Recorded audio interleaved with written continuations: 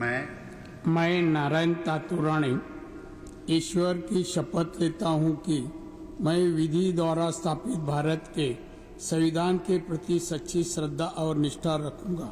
मैं भारत की प्रभुता अखंडता अक्षुण्ण रखूंगा। मैं संघ के मंत्री के रूप में अपने कर्तव्यों का श्रद्धापूर्वक और शुद्ध अंतःकरण से निर्वहन करूंगा तथा मैं भय या पक्षपात, अनुराग या द्वेष के बिना सभी प्रकार के लोगों के प्रति संविधान और विधि के अनुसार न्याय करूंगा। मोदी सरकार 2.0 के पहले कैबिनेट विस्तार में सबसे पहले शपथ लेने वाले मंत्री रहे नारायण राणे। नारायण राणे को मंत्रिमंडल में शामिल किए जाने का जिक्र काफी पहले शुरू हो गया। उसकी कई सियासी वजह हैं। राणे फिलहाल राज्यसभा में बीजेपी सांसद हैं।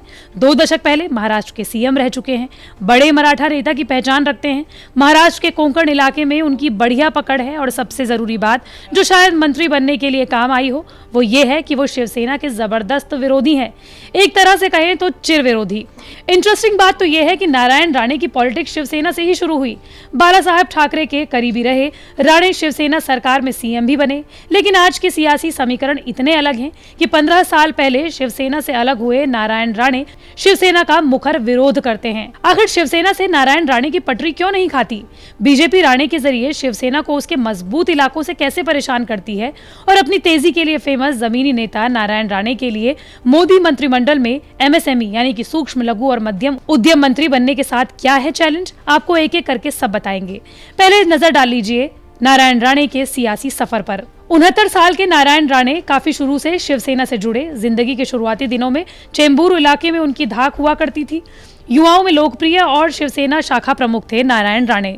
बाला साहब को एक नजर में उनके अंदर एक राजनेता की खूबियां नजर आई। साल 1985 से 1999 तक राणे शिवसेना की तरफ से कॉर्पोरेटर रहे। साल 1990 में पहली बार विधायक रहे। अब तक वो 6 बार विधायक रह चुके हैं। नारायण राणे 1999 में 9 महीने के महाराष्ट्र के मुख्यमंत्री रहे। 1999 से 2005 तक महाराष्ट्र विधानसभा में विपक्ष के नेता बने।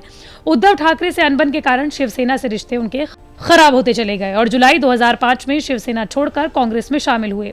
2005 से 2014 तक कांग्रेस एनसीपी सरकार में कई विभागों में मंत्री रहे। 2017 में कांग्रेस से भी मोहभंग हो गया और महाराष्ट्र स्वाभिमान पक्ष नाम की पार्टी बना दी।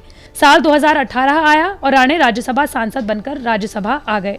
2019 में अपनी पार्टी का बीजेपी में विलय कर लिया। 31 साल का भारी भरकम राजनीतिक अनुभव वाले राणे के सियासी सफर को तो जान लिया, जो काफी इधर उधर घूमते हुए दिल्ली पहुंचा।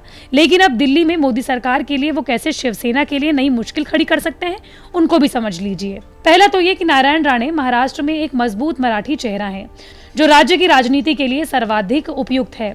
दूसरा, उन्होंने जब से शिवसेना छोड़ी तब से वो कट्टर विरोधी हैं, जो अब बीजेपी के लिए खूब काम आएगा। तीसरा और सबसे महत्वपूर्ण, नारायण राणे का उन इलाकों में भारी जनाधार जहां शिवसेना भी काफी मजबूत है, यानी मुंबई, ठाणे और कोंकण। ये वो इलाके हैं जहां से राणे ने अपनी पॉलिटिक्स में धार दी और उस वक्त शिवसेना के सच्चे सिपाही हुआ करते थे। 16 साल पहले राणे ने शिवसेना तो छोड़ दी, लेकिन मुंबई और कोंकण में उनका बेस कमजोर नहीं हुआ। कोंकण में खासकर रत्नागिरी और सिंधुदुर्ग का इलाका। वहीं बीते 26 साल से बीएमसी में बैठी शिवसेना को बीजेपी अगर निकालना चाहती है तो नारायण राणे की राजनीति और रणनीति काम आ सकती है, क्योंकि नारायण राणे यहाँ अच्छी पैठ रखते हैं। और अगर नारायण राणे के मंत्री बनने से किसी फायदे के बारे में बात करें तो जिस मंत्रालय में उन्होंने कार्यभार संभाला है उसकी पहचान देश में छोटे लेवल से ही सही लेकिन ज्यादा से ज्यादा प्रोडक्शन और रोजगार बढ़ाने की है, जिससे देश की जीडीपी में सुधार आ सकता है।